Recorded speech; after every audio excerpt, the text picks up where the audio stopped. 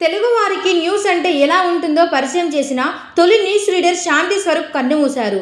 1977 October 23న Doordarshan కార్యక్రమాలను ప్రారంభించగా మొట్టమొదటి యాంకర్గా శాంతి స్వరూప్ పనిచేశారు. ప్రాంప్టర్ లేని సమయంలో తప్పులు లేకుండా జాగ్రత్తగా వార్తలు చదివి మంచి గుర్తింపు తెచ్చుకున్నారు. 2011లో ఆయన పదవి విరమణ పొందారు. ముఖ్యంగా దూరదర్శన్ టీవీలో తెలుగు ప్రజలకు వార్తలు చెప్పిన మొట్టమొదటి వ్యక్తి శాంతి స్వరూప్ కావడం విశేషం. సీనియర్ సినీ ప్రముఖులతో కూడా ఈయనకు పరిచయం ఉంది. శాంతి స్వరూప్కి సినిమాలతో పాటు రాజకీయాల్లో కూడా మంచి అనుభవం ఉంది. ఎన్నో విషయాల్ని తెలుగు ప్రజలకు అందించి ఆయన యశోద ఆసుపత్రిలో చికిత్స పొందుతూ తుదిశ్వాస విడిచారు. ఆయన గుండెపోటుతో 2 రోజుల క్రితం యశోద ఆసుపత్రిలో చేరారు. పరిస్థితి విషమించడంతో కన్నుమూశారు.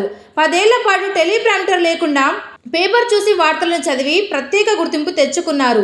ఆయన తన సేవలకు గాను లైఫ్ టైమ్ అచీవ్మెంట్ అవార్డును అందుకున్నారు. శాంతి స్వరూప్కు భార్య, 2 కుమారులు ఉన్నారు. ఇక గ్రాడ్యుయేషన్ చేసిన శాంతి స్వరూప్ 1978లోనే దూరదర్శన్లో చేరారు. అయితే యాంకరింగ్ చేసేందుకు ఆయన 5 ఏళ్లు ఎదురు చూడాల్సి వచ్చింది.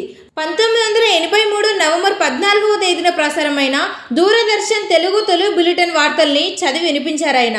చాలా మంది న్యూస్ రీడర్లు శాంతి స్వరూప్ను తమ గురువుగా భావిస్తుంటారు. అయితే 24/7 పేరిట న్యూస్ రంగంలో తర్వాతి కాలంలో వచ్చిన మార్పుల్ని ఆయన స్వాగతించలేకపోయారు. వార్తలు చదవకండి, వార్తలు చెప్పండి అని తర్వాతి తరం యాంకర్లకు సూచించారాయన. శాంతి స్వరూప్ సతీమణి రోజారాణి కూడా న్యూస్ రీడర్. 1980లో వీళ్ళ వివాహం జరగ్గా వీళ్లకు 2 సంతానం విదేశాల్లో స్థిరపడ్డారు. సాహిత్యంపై పట్టున శాంతి స్వరూప్ భోపాల్ గ్యాస్ దుర్ఘటన మీద రాతి మేఘం అనే నవల రాశారు. క్రికెట్ మీద మక్కువతో క్రేజ్, సతీష్ ఆగమన దురాచారానికి వ్యతిరేకంగా అర్ధాగ్ని అనే నవల రాశారాయన.